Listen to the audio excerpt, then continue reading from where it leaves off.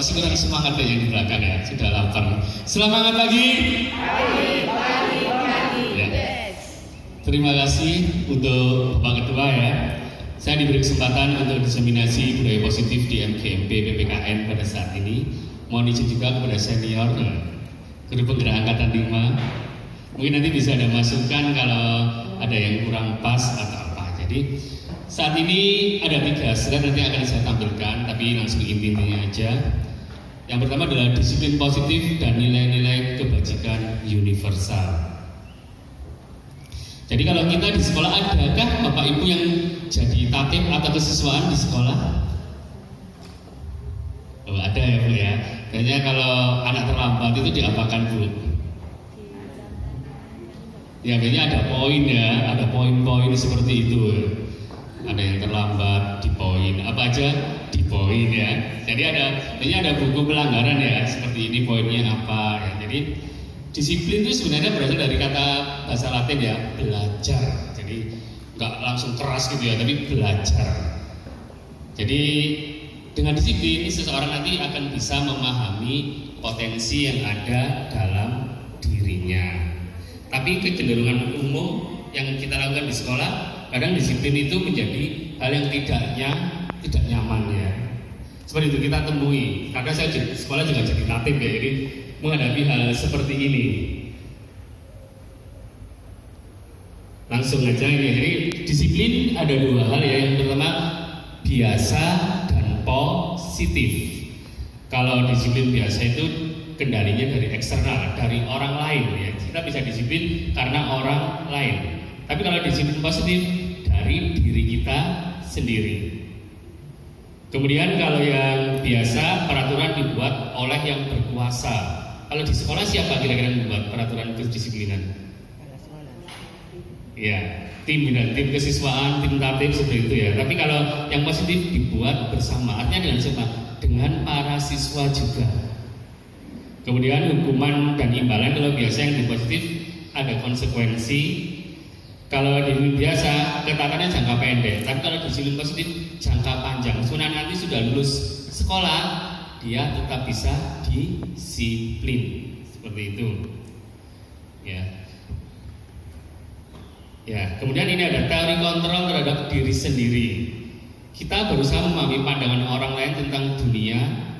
Kemudian semua perilaku memiliki tujuan. Jadi apa yang kita lakukan, apa yang dilakukan siswa, semua memiliki tujuan. Kemudian hanya Anda yang bisa mengontrol diri Anda. Yang keempat, Anda tidak bisa mengontrol orang lain, termasuk siswa ya. Tidak bisa kita paksakan keinginan kita kepada siswa. Pak Sis dulu sering ya, kalau siswa nggak boleh, kalau siswa boleh. Saya masih ingat 14 tahun kumpul sama Pak Sis ya. Begitu sabar menghadapi siswa, mengontrol. Bahkan saya masih ingat saya dan Pak Sis ngejar anak tawuran sampai di kuburan Pak ya, kita ya, di kuburan bersama Pak Sis. Kemudian kolaborasi dan konsensus menciptakan pilihan-pilihan baru. Dan modalnya berpikir menang-menang. Jadi kalau ada kasus di sekolah tidak ada yang menjadi korban. Jadi semua kasus bisa dicarikan solusi bersama. Ya, ini sebenarnya nilai-nilai kebajikan yang dicapai oleh Stefan Indonesia itu sudah kita kenal ya dengan profil pelajar Pancasila. Jadi seperti kata Bunda tadi ya, bukan tugas guru PKN saja, tapi tugas semua guru. Tapi tamengnya ada di guru PPKN yang kelas 7 sudah melaksanakan kurikulum merdeka ya, pasti sudah membuat modul ajar. Apa aja sih yang ada pada profil pelajar Pancasila? Yang pertama, beriman dan bertakwa kepada Tuhan yang Maha Esa dan anak berakhlak mulia, seperti itu. Saya yakin pasti ya di sekolah ada kegiatan-kegiatan keagamaan, apapun keyakinan yang mereka anut.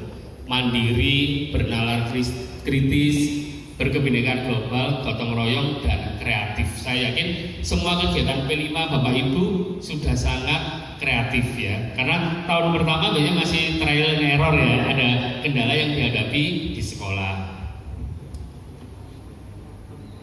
Kemudian ini teori motivasi hukuman dan penghargaan. Apakah Anda setuju dengan pernyataan ini?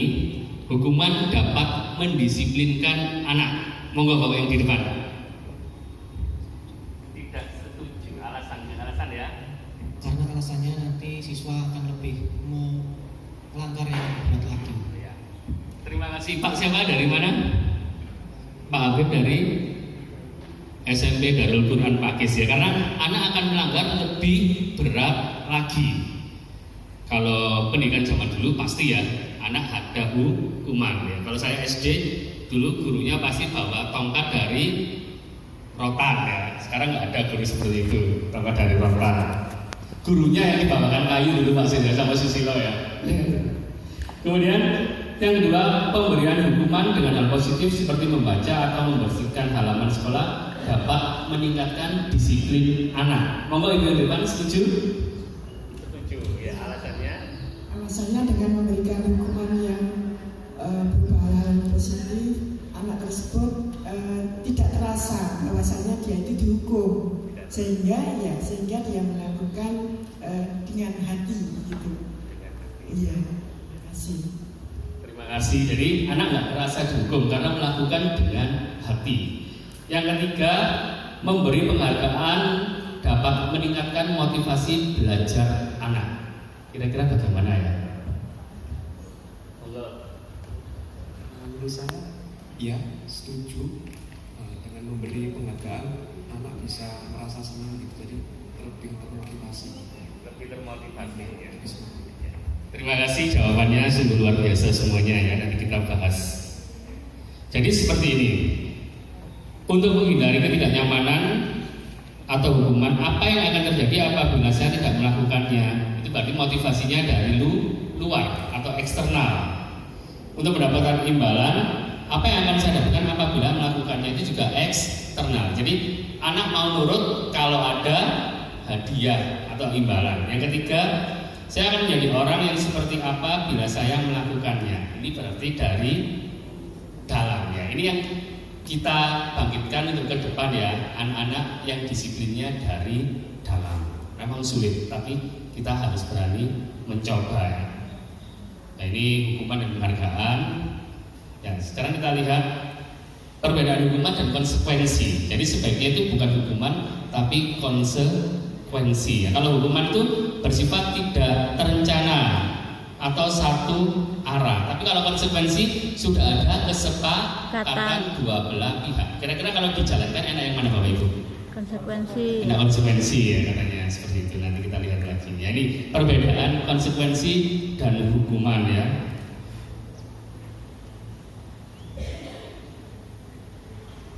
Nanti saya kirim slide-nya juga.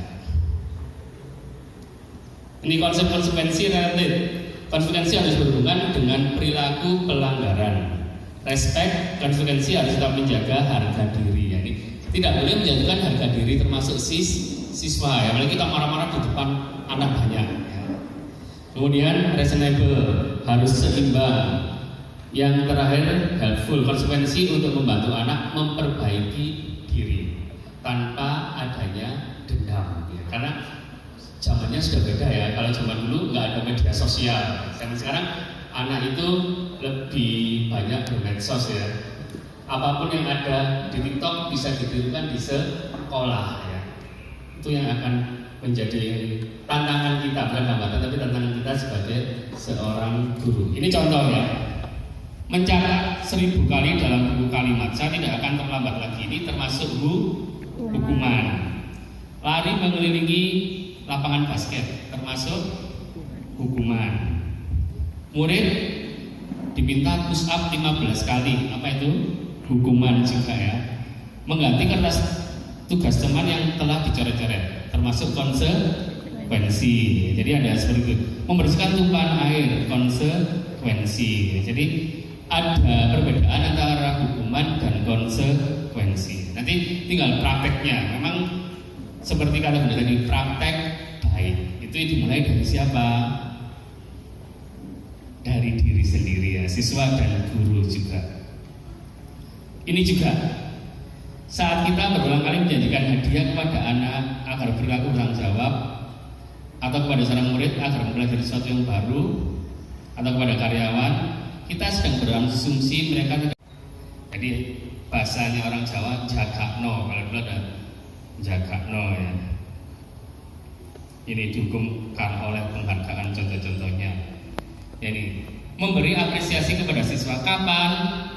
Ketika anak kita berbuat baik, ketika kita menunjukkan kemampuannya, dan ketika anak tidak melakukan pelanggaran. Caranya bagaimana sekarang? Jadi tidak langsung memberi hadiah di depan semua ya. Memberi isyarat baik, sebutkan perbuatan baiknya, jangan menyebut nama anak kalau bisa. Yang ketiga, beri alasan, dan ini yang keempat, mendoakan anak. Itu sudah termasuk apresiasi ya. Ya, jadi siswa kita itu merdeka. Merdeka itu apa artinya?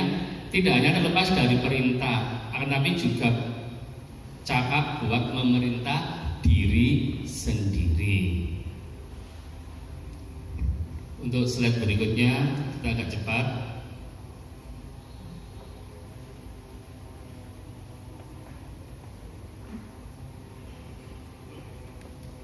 Ini berhubungan dengan keyakinan kelas.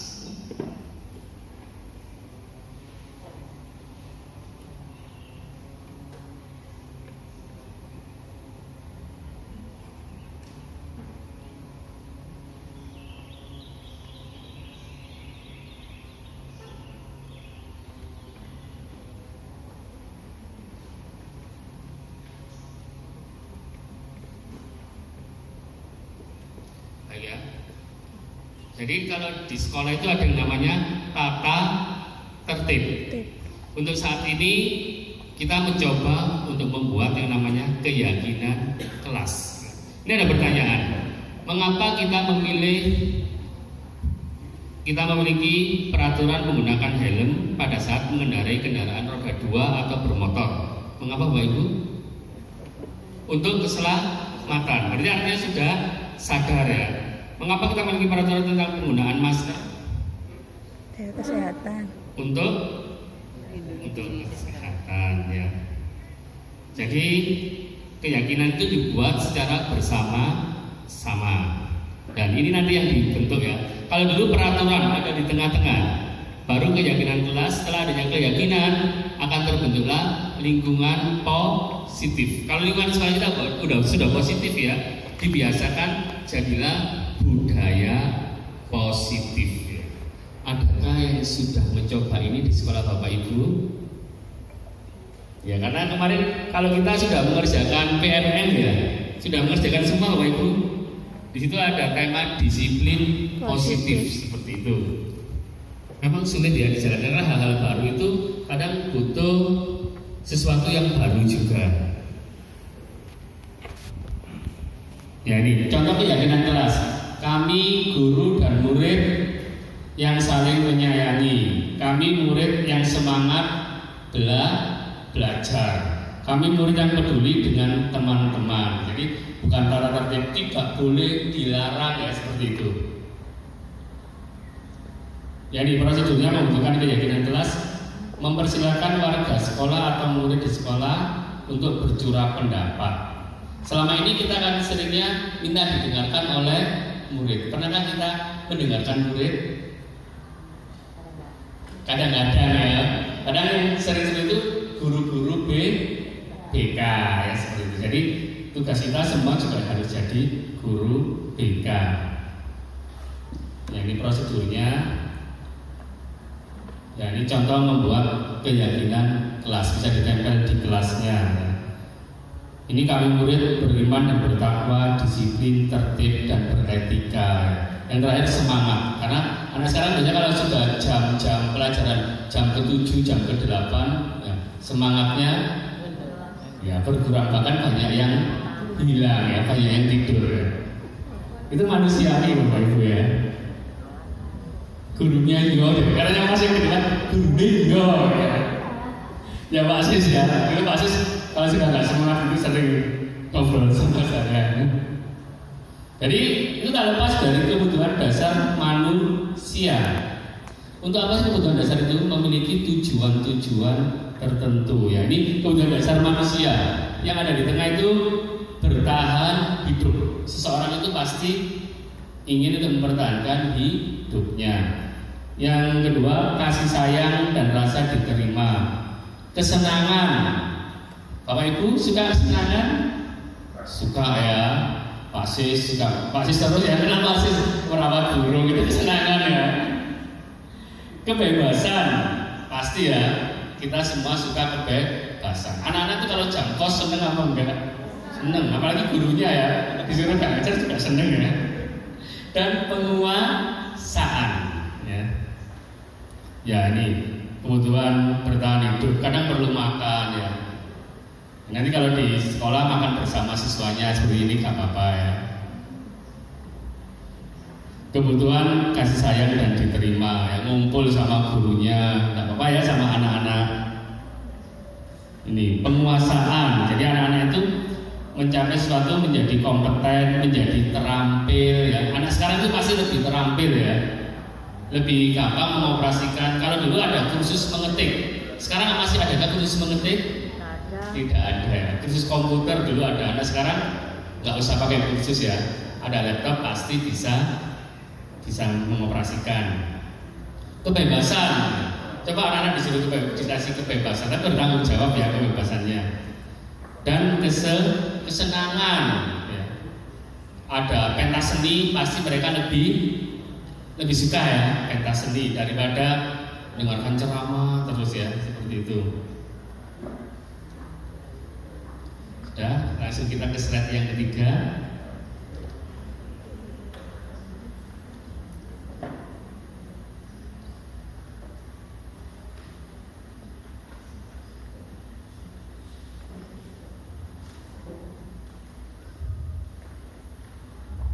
Restitusi. Apa sih restitusi itu ya? Mungkin ada yang bisa menjawab Bapak Ibu. Restitusi itu apa? Kalau selama ini kita kan berhubungannya dengan sanksi dan sanksi ya. Restitusi itu apa?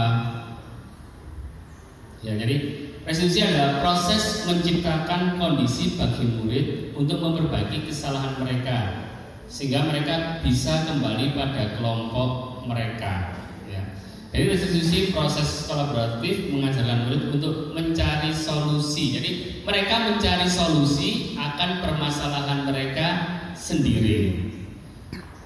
Kalau orang tua kalau ada masalah kan pasti sudah bisa menyelesaikan sendiri ya. Kalau murid bagaimana? Kadang usia-usia pertumbuhan, kita SMP ya, kadang muridnya larinya malah terhadap hal-hal yang negatif ya, seperti itu. Ya ini kita lihat sekarang posisi kita sebagai guru itu di mana sih, bagaimana? Jadi selama ini bisa disimpulkan ya bahwa posisi kontrol guru itu ada 5. Yang pertama sebagai penghukum.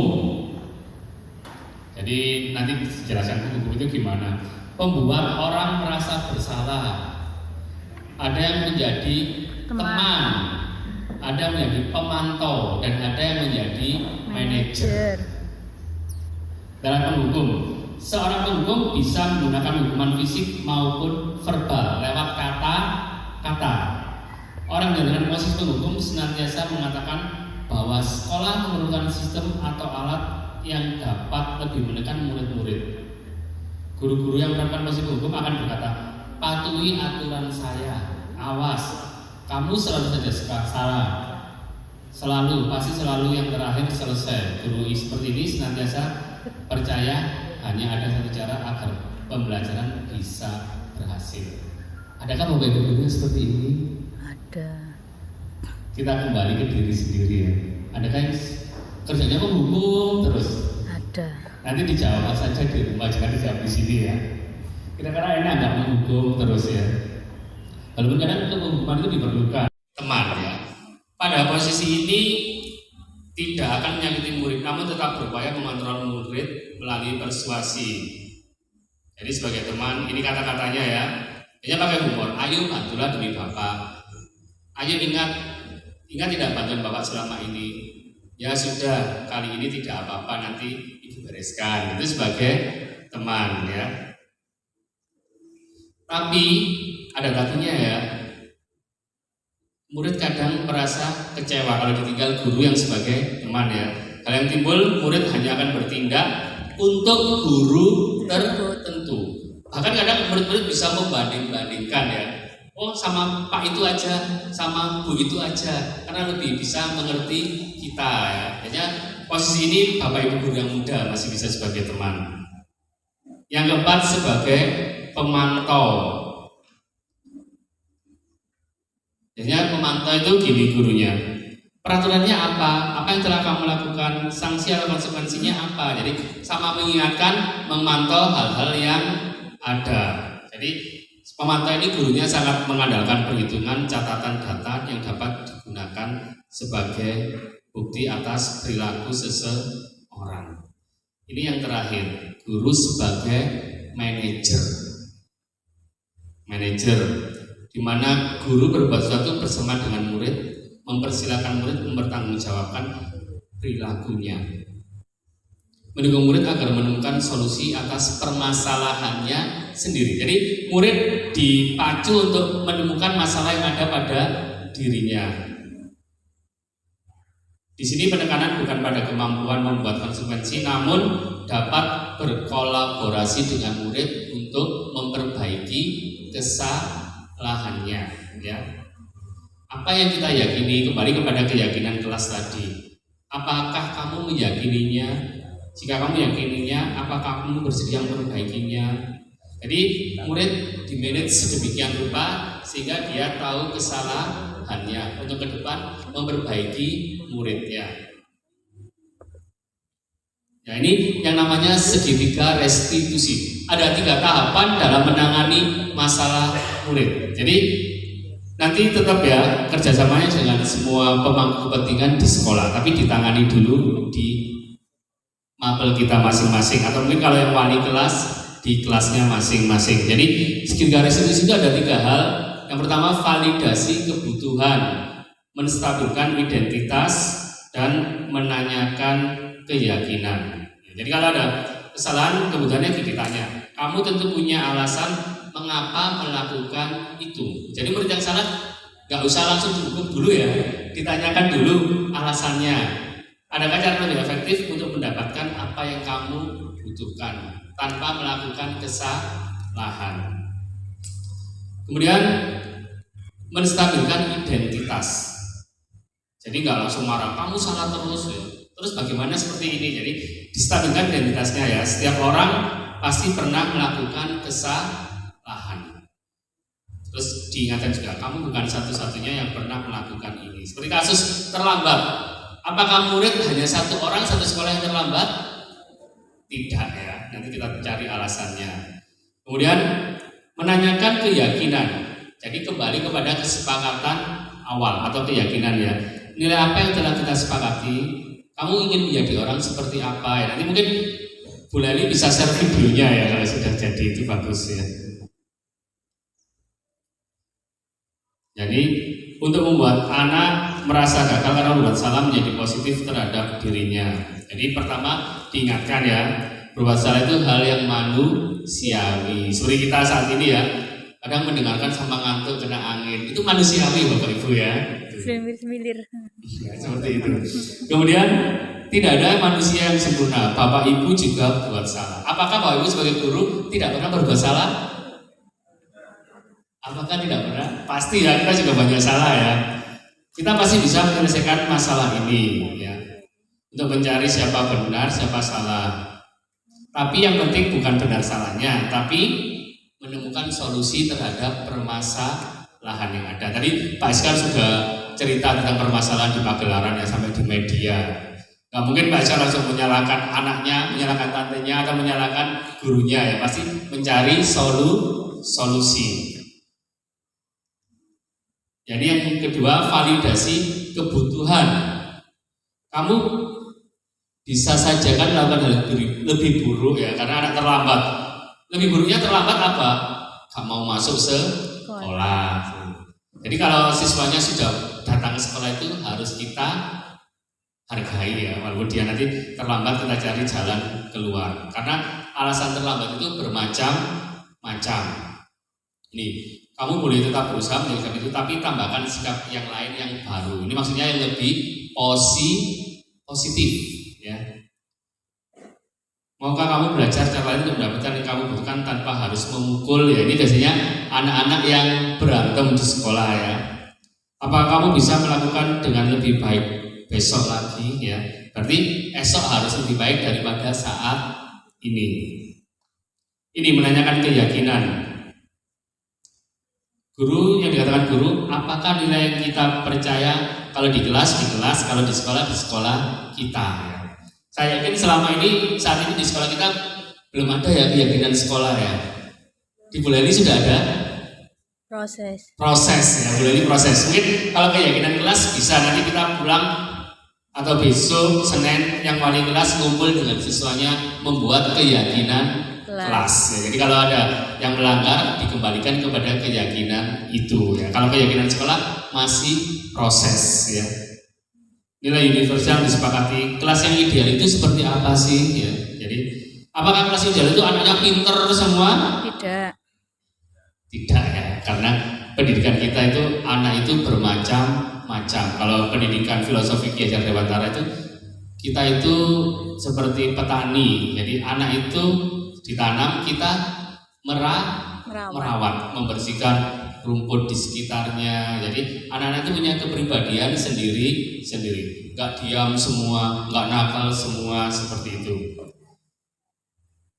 Kamu ingin jadi anak seperti apa? Apakah yang kamu rasakan? Jadi kita lebih banyak bertanya kepada anak-anak, ya. Itu aja yang kami sampaikan.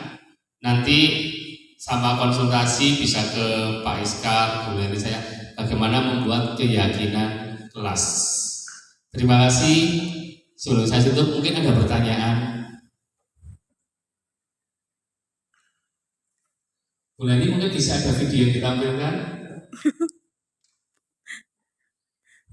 Bagaimana sih restitusi itu? Ini ke depan ya ada di YouTube, Pak. Oh, ada di YouTube punyanya Bu Leli ya videonya. Mungkin linknya nanti bisa dibagi ya, kita putar sama-sama. Bu Leli ada videonya di YouTube. Ya. Jadi menghadapi permasalahan anak kita tidak usah langsung marah. Membentuk budaya positif di sekolah kita masing-masing. Kita mulai yang wali kelas membuat keyakinan kelasnya. Terus tipe-tipe guru tadi yang paling baik kira-kira yang mana? Dari 5 tipe guru tadi. Manajer. Sebagai apa? Sebagai manajer. Atau mungkin, saya sebagai penghukum aja Pak, biar ditakuti anak-anak. Saya sebagai teman aja, biar banyak temannya. Atau sebagai pemantau aja, delok teko doan, seperti itu. Tapi yang terbaik adalah sebagai manajer. Jadi kelas kita, sekolah kita manage secara baik. Untuk apa? Melahirkan budaya positif di sekolah. Sebenarnya di sini ada tugas-tugas, tapi nggak, karena ini bukan workshop ya, jadi nggak ada kasih tugas seperti itu. Gitu aja. Kalau sudah ada yang tanya, akhir kata terima kasih. Wassalamualaikum warahmatullahi wabarakatuh. Saya kembalikan kepada MC-nya.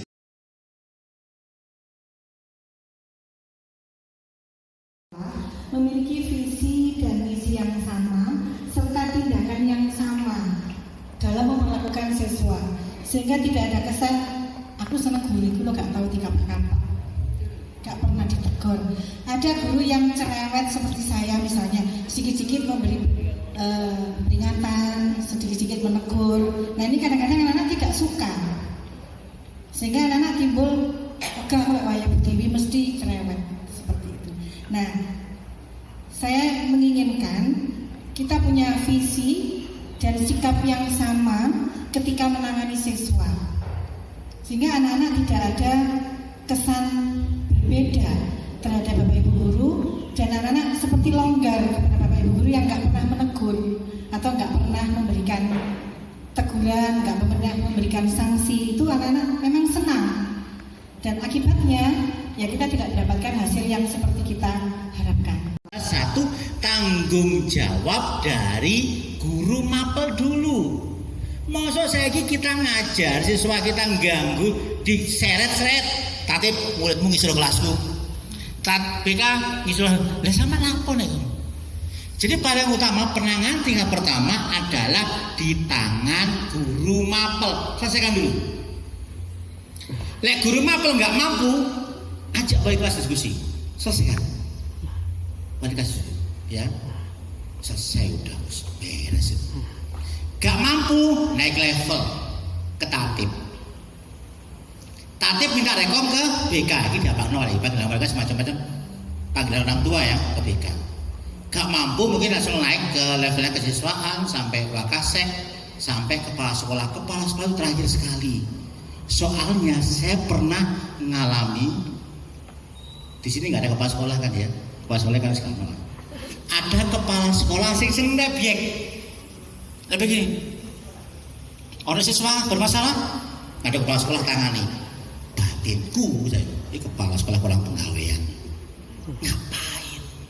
Akhirnya guru-guru penak. Pak Bolo seret ruang kepala sekolah. Pak Gelut seret ruang kepala sekolah. Penak guru nih, ya kan? Nah inilah yang perlu kita rubah. Jadi selesaikan dulu di level guru mapel. Guru mapel gak mampu, kolaborasi dengan wali kelas baru naik ke level atasnya. Ini yang perlu kita buat kesepakatan di lembaga kita, sehingga tidak ada lagi keluhan seperti kata Bu Tiwi, juga tadi seperti kata Pak Narlin. Ya.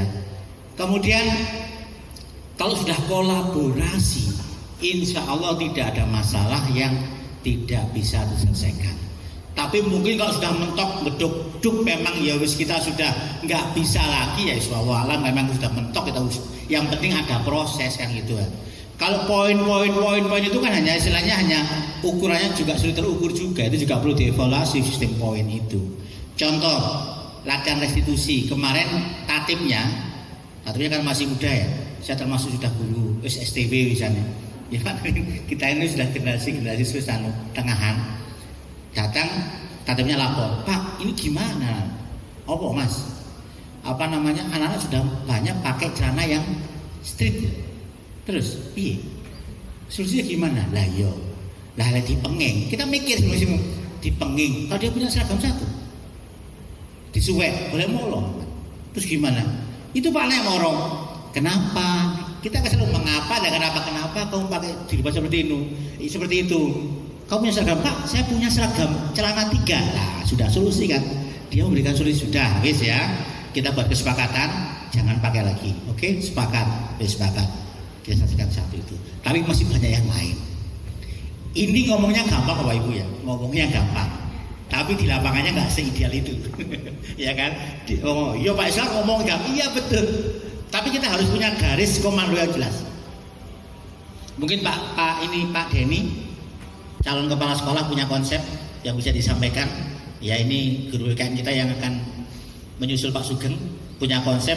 Karena nanti bagaimanapun juga pola asuh dan pola tatib di sekolah tergantung kebijakan dari Bapak Ibu kepala sekolah.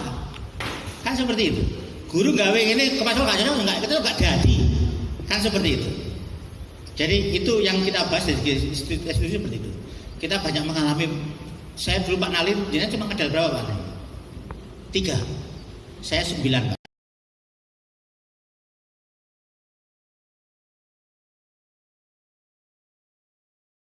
Dan yang terhormat Pak Budi selaku Kepala SMP Sudah Wakil, yang saya hormati Bapak Ibu Guru SMP Sudah Wakil, yang insya Allah nanti sebagai peserta dari acara diseminasi budaya positif SMP Sudah Wakil. Assalamualaikum warahmatullahi wabarakatuh. Alhamdulillah, puji syukur kepada Allah Subhanahu wa Ta'ala yang telah memberikan kita kesehatan dan juga kesempatan sehingga kita bisa bertemu dalam keadaan sehat walafiat dalam acara diseminasi budaya positif SMP Negeri 1 Wakil. Salam dan salam semoga selalu tercurahkan pada junjungan kita Nabi besar Muhammad Sallallahu Alaihi Wasallam yang selalu kita nantikan syafaatnya di hari akhir nanti. Bapak Ibu yang berbahagia, izinkan saya sebagai MC insya Allah nanti ya Master of Ceremony ya. Biar agak keren, MC Master of Ceremony, ataupun nanti setelah yang akan disampaikan oleh Pak Edi dan juga Bu Pri nanti akan saya bacakan susunan acaranya. Yang pertama pembukaan, kemudian disusul dengan sambutan kepala sekolah. Acara yang ketiga materi yang akan disampaikan oleh Pak Edi dan juga Bu Pri. Kemudian acara yang kelima ada tanya jawab, dan yang terakhir doa penutup yang insya Allah nanti akan disampaikan oleh Pak Akbar maupun Pak Pak Ludi ya, gitu. Baik, untuk memulai acara pada siang hari ini, mari kita buka acara ini dengan bacaan basmalah bersama-sama. Bismillahirrahmanirrahim. Untuk acara berikutnya sambutan dari kepala sekolah kepada Pak Ludi, saya persilakan. Terima kasih Pak Wajid. Assalamualaikum warahmatullahi wabarakatuh. Selamat siang dan salam sejahtera untuk kita semua. Syukur alhamdulillah marilah kita panjatkan kehadirat Allah Subhanahu wa taala karena sampai saat ini kita masih diberi kesehatan, diberi kekuatan dan mendapat ridho sehingga bisa mengikuti kegiatan ini. Namun ada beberapa guru yang masih ada kesibukan. Ada 3 guru tadi Pak Redi yang melayat ke Banting karena ada wali murid yang meninggal. Kemudian ada yang masih melantik upacara, ada yang menemui guru dari SMK, sehingga insya Allah nanti akan muncul. Karena saya harapkan presensi itu sebagai bukti pelaksanaan kegiatan ini, saya harapkan di atas 90%. Itu bukti. Bapak Ibu yang saya hormati, di depan ini semuanya guru penggerak, termasuk saya. Saya ini juga guru penggerak. Mereka juga pokok itu tangannya bergerak, karena usianya sudah hampir 60. Memang cirinya itu guru penggerak ya, belum siap.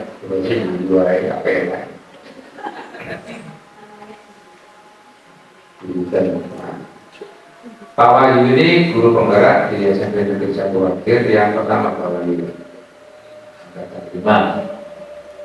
Kemudian disusul ini 2 orang ini yang sekarang sedang mengadakan kegiatan.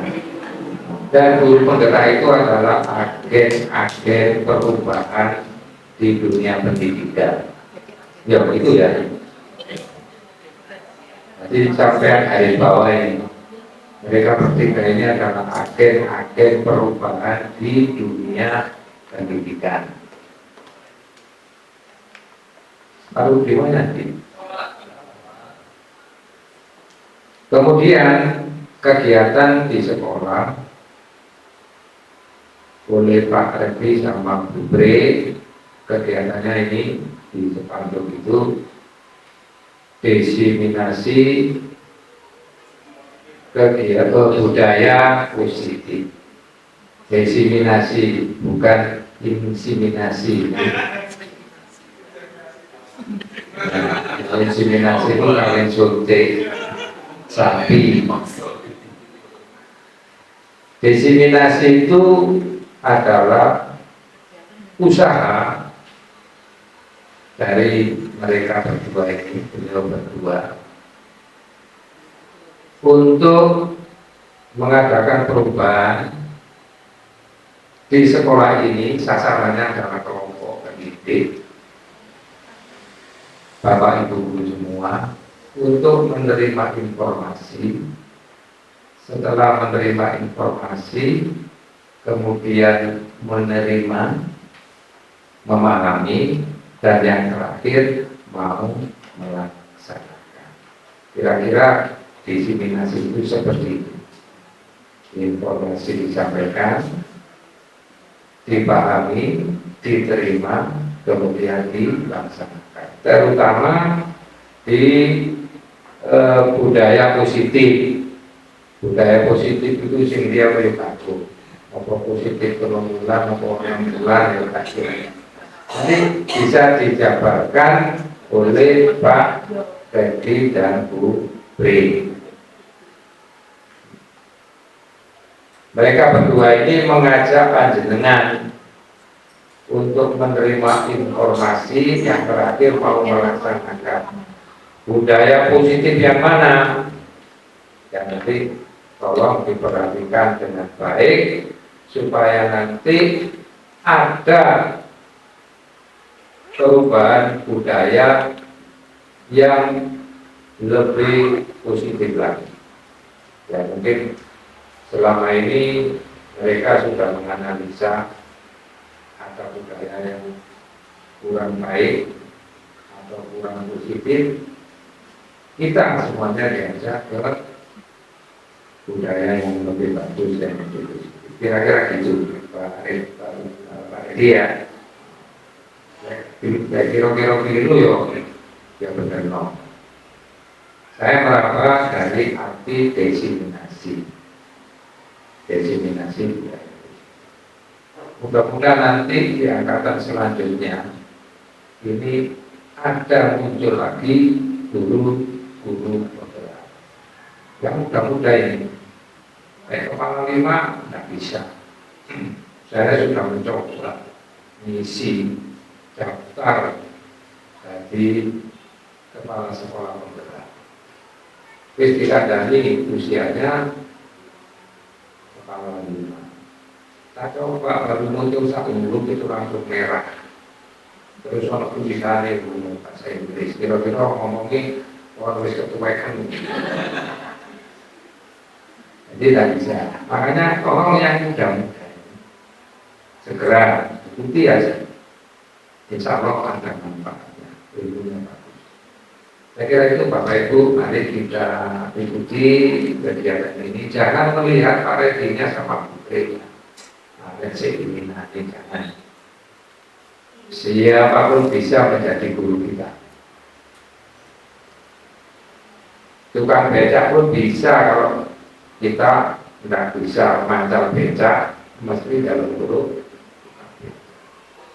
Jadi jangan dilihat orangnya, tapi kita lihat ilmu yang akan disampaikan. Kira-kira begitu, Bapak Ibu. Mudah-mudahan nanti acara ini sebagai syarat atau Bapak Ibu? Aksi nyata ya, aksi nyata sebagai guru penggerak. Mudah-mudahan diberi kelancaran dan segera menjadi guru penggerak yang sesungguhnya. Untuk labeli guru penggerak, tapi ke-14. Itu Bapak Ibu sekalian, mari kita ikuti dan waktu saya kembalikan ke moderator pembawakan UMC. Terima kasih. Wassalamualaikum warahmatullahi wabarakatuh. Terima kasih Pak Budi atas sambutan yang telah diberikan.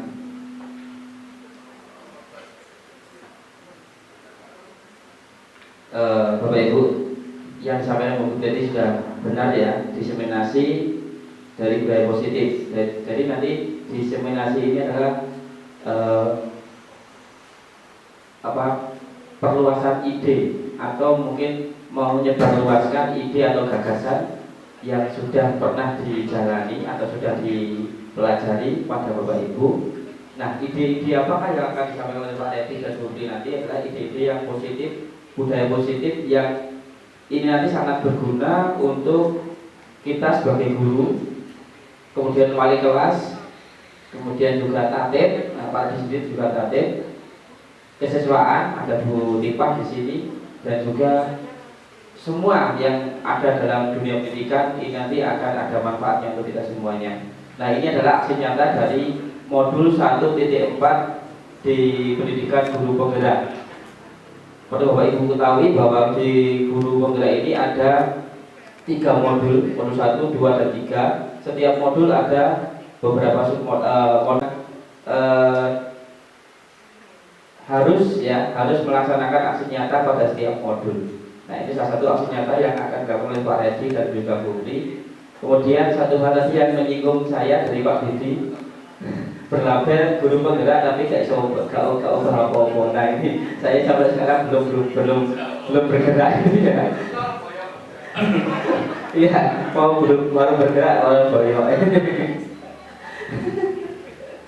Ya, paling tidak dari Mas Menteri menyatakan bahwa minimal buatlah perubahan di kelasmu, buatlah perubahan di kelas kalian, kita Bapak Ibu guru gitu. Jadi saya sudah melakukan perubahan, insya Allah sudah lebih baik daripada dulu sebelum menjadi guru penggerak, dan ini dapat dilakukan oleh Bapak Ibu guru, terutama yang masih muda-muda. Silakan untuk mendaftar ke guru penggerak. Sebelumnya saya sampaikan terima kasih kepada Bapak Kepala Sekolah, Ibu Guru dan Bapak Ibu semua yang sudah berkenan hadir untuk kegiatan pada siang hari ini. Sudah siang, jadi langsung kita mulai aja. Tapi sebelumnya kita lihat Adiwiyata ya, siswa kita Adiwiyata. Biar semangat dulu. Oke, tangannya di kanan. Karena saya lama nggak jadi pembina apel, nggak dapat video, jadi praktis ya. Baik ya. Oh, silakan berdiri ya, yang suka berdiri, request berdiri ya. Baik ya, kita ya dibiarkan biar nggak anak-anak aja tiap rapat lagi makan gitu. Baik, salam bumi. Adiwiyata bisa. Adiwiyata Mandiri pasti bisa. Jawa Timur jaya luar biasa. Kabupaten Malang makmur. SMP Negeri 1 Wagir Spanema luar biasa, yes. Lisa lihat sampah ambil, yes. Tepuk tangan buat kita semua. Oke, silakan kembali duduk. Baik, materi pertama, jadi nanti ada 4 materi, tapi enggak. Saya 2 materi, semoga nggak sampai 60 menit selesai ya. Temanya tentang keyakinan kelas, kebutuhan dasar manusia dan dunia berkualitas. Ya. Jadi keyakinan kelas. Apa sih keyakinan kelas itu ya? Jadi ini tarian baru dalam dunia pendidikan. Jadi mengapa keyakinan kelas? Mengapa tidak peraturan kelas saja? Ya, jadi selama ini kita sudah mengenal peraturan kelas, di mana tatib, kesiswaan, ya itu peraturan-peraturan. Ini ada pertanyaan. Mengapa kita memiliki peraturan tentang penggunaan helm pada saat mengendarai kendaraan roda 2 atau motor? Jadi intinya bukan untuk gaya-gayaan. Helm untuk apa? Melindungi kepala ya, pintar bener rendah ya. Jadi semua masih sudah tahu ya. Untuk keselamatan kita. Yang kedua, mengapa kita memiliki peraturan tentang penggunaan masker dan mencuci tangan setiap saat? Ya, menjaga kesehatan. Karena di situ juga ada jawabannya juga ya Bapak Ibu. Pintar. Ya. Ini pembentukan keyakinan kelas. Keyakinan kelas itu bersifat abstrak. Kemudian berupa pernyataan-pernyataan universal, umum. Biasanya Bapak Ibu yang dari bahasa pandai untuk menyusun yang seperti ini. Pernyataan senantiasa dibuat dalam bentuk yang positif. Jadi kita menghindari kalimat-kalimat negatif. Jangan dilarang, apalagi kalimat negatif. Tidak boleh seperti Bapak ya. Kemudian mudah diingat dan dipahami oleh siswa dan warga kelas. Kemudian dapat diterapkan di lingkungan, dan ini semua warga kelas hendaknya ikut berkontribusi dalam pembuatan. Jadi enggak hanya wali kelas yang buat, tapi semua warga kelas. Mungkin enggak hanya keyakinan kelas, tapi keyakinan kelas tiap mapel itu lebih baik. Jadi tiap mapel punya keyakinan kelas sendiri sendiri. Karena nggak mungkin matematika disamakan dengan agama dan keyakinan kelasnya. Dan bersedia meninjau kembali. Jadi tataran keyakinan kelas budaya positif itu nanti ini. Jadi selama ini kita masih di peraturan. Itu tidak hanya di sekolah kita, tapi rata-rata semua sekolah di Indonesia masih peraturan-peraturan. Baru setelah itu terbentuklah keyakinan. Kalau keyakinan sudah berjalan dengan baik, akan membentuk lingkungan positif. Kalau lingkungan positif, jadilah budaya positif. Ya, seperti itu. WK sudah ada filenya, sudah saya share di grup, tidak apa-apa, nggak ada ditulis. Oh, sedang nulis, nggak apa-apa, ini bagus ya, tepuk tangan buat WK. Itu bagus. Ya, ini perbedaan. Ini kalau di TK ya seperti ini, berdoa sebelum. Setelah keyakinan dulu ada yang namanya kesepakatan kelas, datang tepat waktu dan sebagainya. Ini kalau keyakinan kita langsung lihat yang sebelah kiri.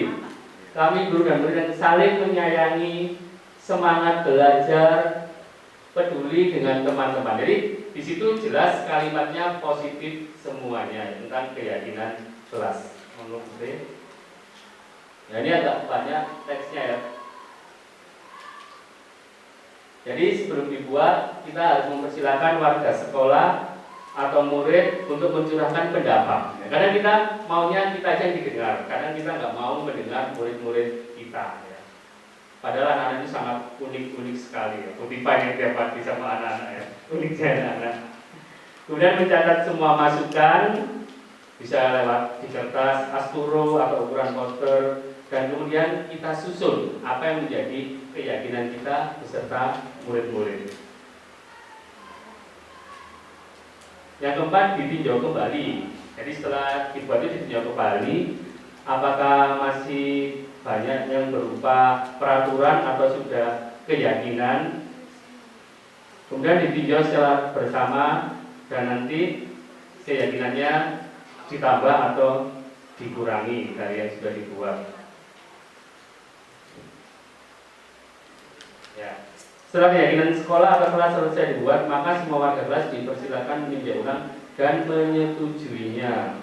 Kemudian keyakinan kelas selanjutnya bisa dilekatkan di dinding kelas atau di tempat yang mudah diingat. Ya. Kemarin saya praktek keyakinan, tapi masih saya sesuaikan dengan visi sekolah kita, Pak Wahyu ya, yang disiplin, tertib dan beretika. Itu karena sudah bagus ya punya sekolah kita, tinggal pelaksananya. Jadi contoh pembuatan keyakinan. Jadi keyakinannya sementara ini itu bertakwa, beriman dan bertakwa kepada Tuhan yang Maha Esa. Karena itu suatu hal yang paling utama ya.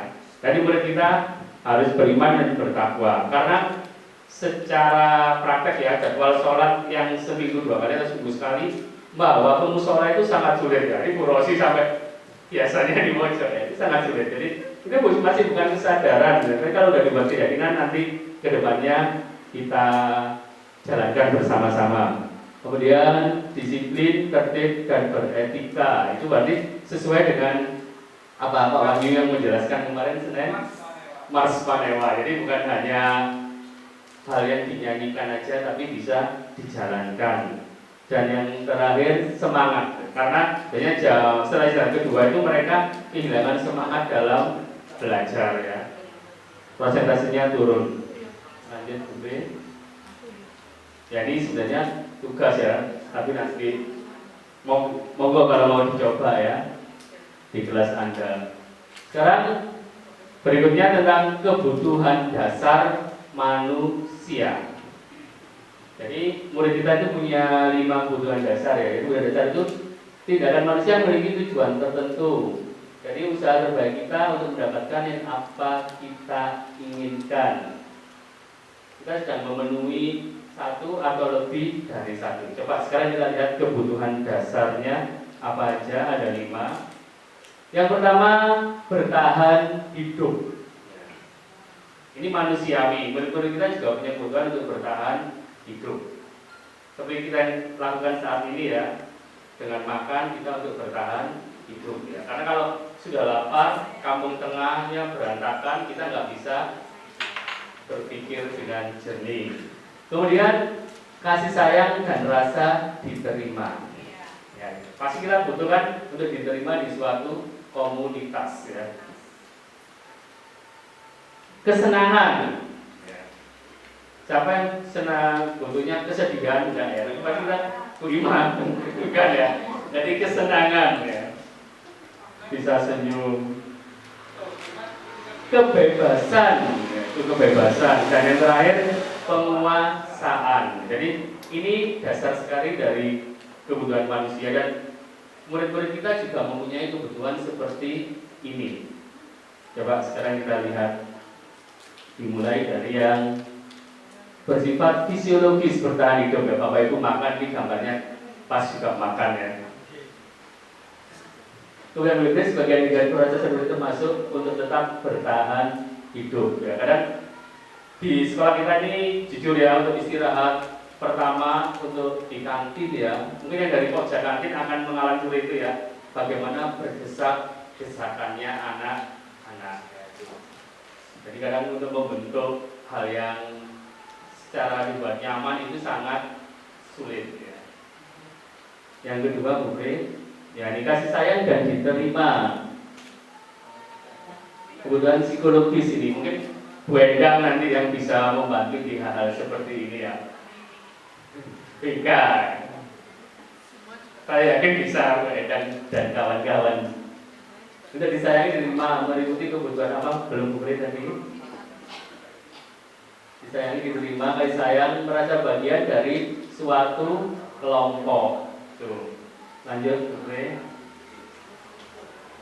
Kebutuhan penguasaan, kekuatan untuk mencapai sesuatu, menjadi kompeten, menjadi terampil, diakui harga dirinya. Seperti itu kemarin kita lomba antar kelas, gitu ya. Jujur, anak-anak akan sangat senang untuk menjadi pemenang ya. Jadi lomba enggak mungkin cara untuk menjadi yang kalah. Mereka akan menjadi pemenang. Terima kasih Pak MC, moderator dan diskusi ya. Keren ya. Lanjut dulu, kemudian berikutnya kebebasan ya. Ini kebebasan akan kemandirian, otonomi, memiliki pilihan dan mampu mengandalkan arah hidup seseorang ya. Jadi anak ini butuh kebebasan, tapi bebasnya bagaimana? Yang bertanggung jawab ya. Kadang anak izinnya ke kamar mandi, beloknya ke kantin ya. Bukan itu sama saya sering menghitung berapa kali maghriban ke kamar mandi ya, gitu ya. Unik ya, itu uniknya 9 jam ya. Maghriban itu berapa kali ke kamar mandi ya. Lanjut kemudian kesenangan ya. Kebutuhan anak-anak adalah kebutuhan untuk mencari kesenangan bermain dan tertawa. Ini kemarin waktu lomba itu ya. Jadi waktu kita diberi lomba ada yang mutar lagu, anak-anak joget, itu kesenangan ya. Mungkin tidak hanya anak-anak joget ya, Bu Ridi juga semangat ya, keren ya Bu Ridi. Jadi itu memang kebutuhan manusiawi. Yang berikutnya dunia berkualitas. Apa sih dunia berkualitas? Tempat khusus dalam pikiran kita, tempat kita menyimpan gambaran representasi diri semua yang kita inginkan. Baik, Bapak Ibu, itu tidak tahu. Tadi janji bertanya ya, lupa saya. Maaf Bapak Ibu, saya tadi janji pada Pak Bagus untuk bertanya kok. Moga Pak Bagus, maaf. Satu lagi pertanyaan untuk hari ini.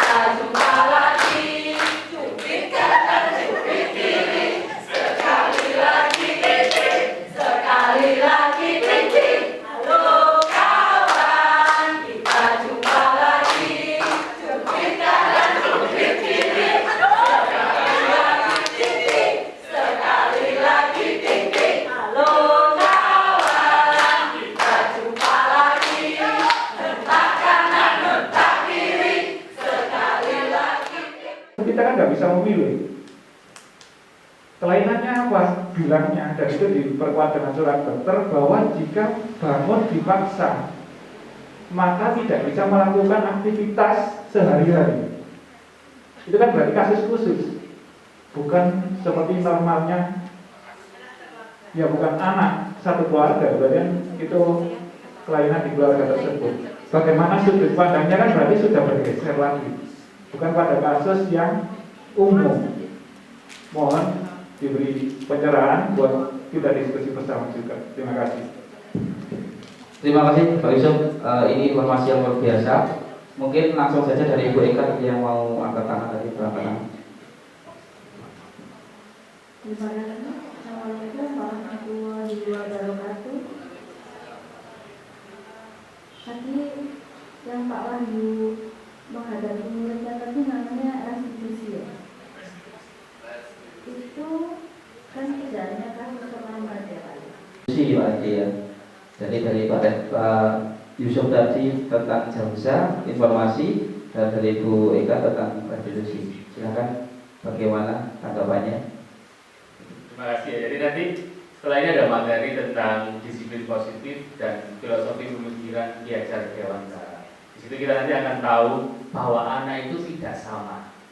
Kalau dulu kan kita teorinya teori tabula rasa. Jadi anak itu kita yang ngisi. Tapi sekarang teori di Guru Merdeka sudah beda ya. Teorinya bukan tabula rasa lagi, tapi guru sebagai petani.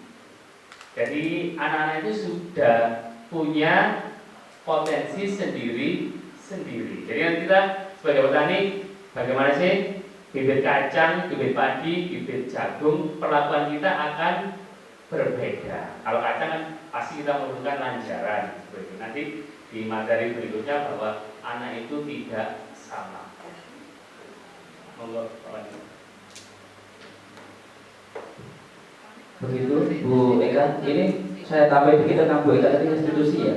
Bapak Ibu, restitusi ini nanti bisa kita lakukan, tidak harus yang menjabat tatip, tidak harus wali kelas, tapi semua guru bisa mempraktikkan segitiga restitusi ini sebagai salah satu dari cara kita untuk untuk mengurangi tingkat pelanggaran dari anak-anak seperti itu. Ya, jadi apapun yang dilakukan oleh anak-anak, kalau kita tahu, kalau kita melihat anak itu melakukan suatu pelanggaran, maka kita bisa mengajak anak-anak itu untuk memperbaiki diri sendiri begitu. Itu dengan cara segitiga restitusi tadi. Saya tanya. Baik, monggo satu lagi pertanyaan dari Bu Liani sebelum nanti Bu Fli. Ya, tadi ya dengan yang murid berkasus dengan murid. Nah, kalau ada murid seperti murid saya tadi ya, murid saya ngetop di SMP Wakil, maksa. Nah, itu sudah kan itu bagaimana ya teori tadi itu teori-teori yang penjelasan yang dipakai tadi oleh Pak Freddy itu guru sebagai petani tadi untuk mengatasi murid saya yang model-model begini itu bagaimana ya? Assalamualaikum warahmatullahi wabarakatuh. Pertama-tama saya ucapkan selamat untuk Pak Edi dan Bu Pre karena sudah melaksanakan diseminasi budaya positif. Baik. Saya tertarik dengan dua tema yang dihadirkan pemateri tadi dalam acara hari ini. Yang saya ingin tanyakan adalah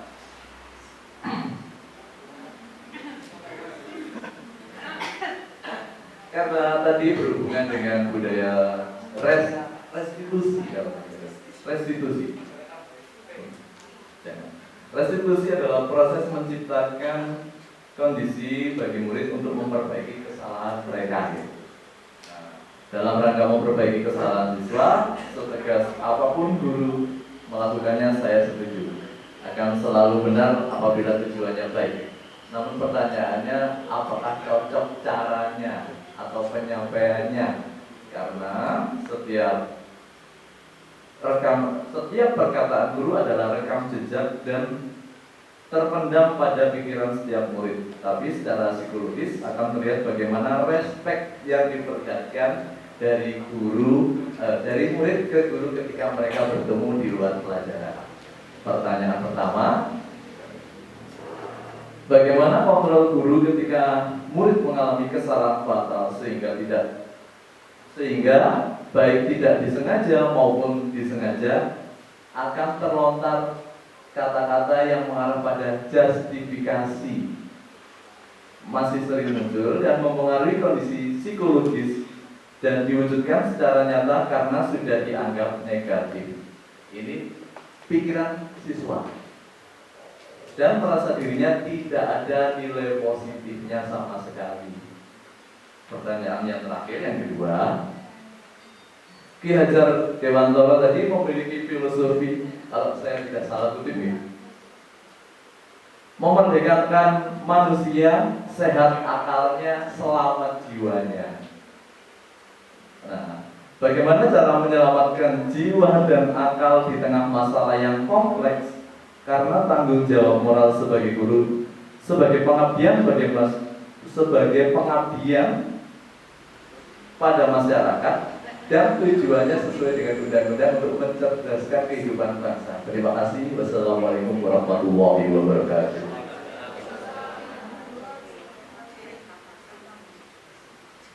Baik, terima kasih Bagus atas pertanyaannya. Ini pertanyaan yang sangat berat saya kira ya. Ini seperti anak kuliah. Saya coba yang terlanjur sertifikasi tadi ya, seperti restitusi tadi. Ini dari versi Ki Hajar Dewantara. Jadi kalau sudah terlanjur sebagai guru kan juga manusia. Bolehkah kita minta maaf kepada murid? Boleh. Itu nggak disalahkan. Jadi kita nggak usah saling jaga gengsi. Kita minta maaf. Setelah itu dari posisi kontrol tadi, mulai sekarang kita belajar sebagai manajer. Itu aja. Selamat belajar. Terima kasih. Sekali lagi tepuk tangan untuk kita semuanya. Baik Bapak Ibu, di penghujung acara ini karena sudah pukul 1:44, pukul 13:44 menit ya, sudah mendekati pukul 14, maka kita akan menuju pada sesi terakhir, yaitu sesi doa penutup. Tetapi sebelum kita tutup, mungkin ada sedikit dari saya untuk menguatkan dari apa yang disampaikan oleh Pak Edi dan Bu Pri, bahwa sebenarnya budaya positif di sekolah kita ini bisa terwujud jika ada kolaborasi, ada kerjasama di antara kita semua. Bukan sekedar kami yang jadi buruh penggerak, bukan dari staf, ataupun bukan dari pas sekolah atau yang berkepentingan, tapi semuanya. Mari kita budayakan sekolah kita ini dengan budaya positif yang tidak ada kata-kata negatif ataupun juga tidak ada hukuman yang berat pada anak-anak. Itu yang akan membuat pembelajaran lebih berhasil, membuat pendidikan lebih berhasil. Insya Allah seperti itu. Dari kami, mohon maaf jika ada kesalahan, kurang lebihnya mohon maaf. Mari kita tutup dengan doa dari Pak Akbar atau Pak Irfan.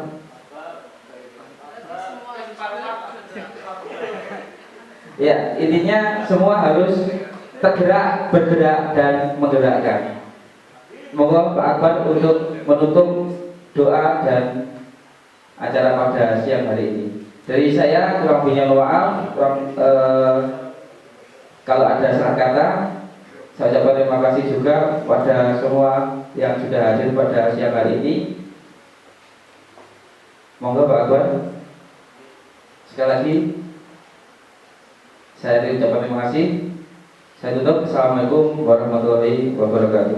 Menurut keyakinannya, semoga ilmu yang telah disampaikan oleh Pak Madari dijadikanlah ilmu yang bermanfaat, maslahah, manfaat fid dunya wal akhirah.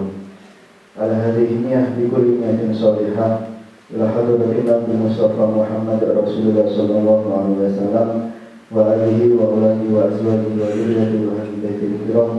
الفاتحة. أعوذ بالله من الشيطان الرجيم.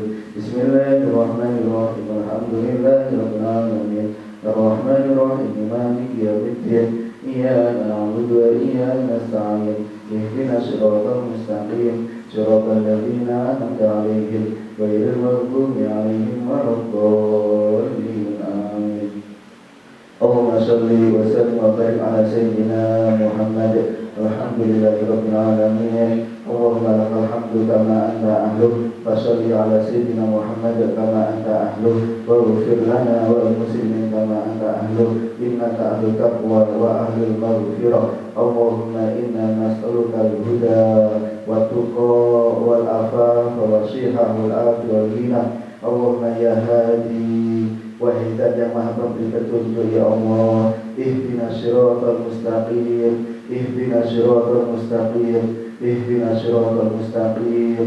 Tunjukkanlah kepada kami jalan yang lurus ya Allah. Berilah hidayah kepada kami seluruh keluarga besar SMA Negeri 1 Wagir, dan khususnya kepada kami Bapak Ibu guru SMA Negeri 1 Wagir dalam menjalankan amanah sebagai guru ya Allah.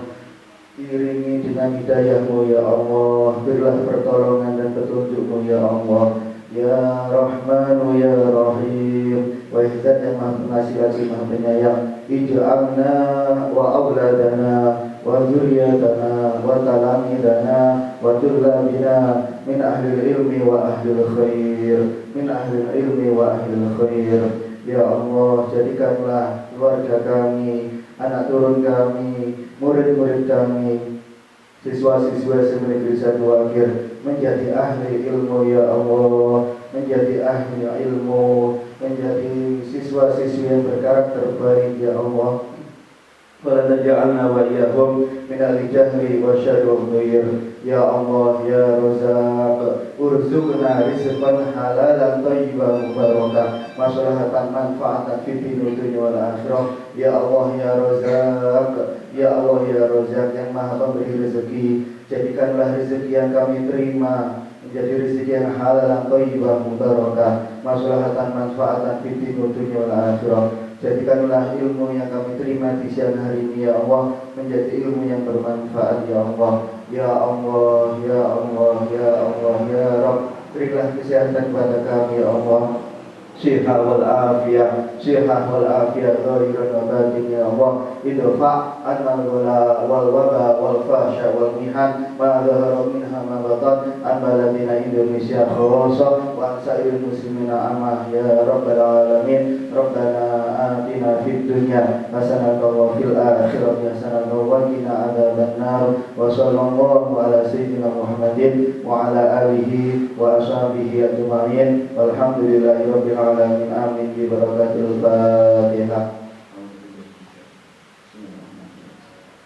Bismillahirrahmanirrahim. Maliki yaumiddin. Iyyaka na'budu wa iyyaka nasta'in. Ihdinas siratal mustaqim. Siratal ladzina an'amta 'alaihim ghairil maghdubi 'alaihim waladdallin.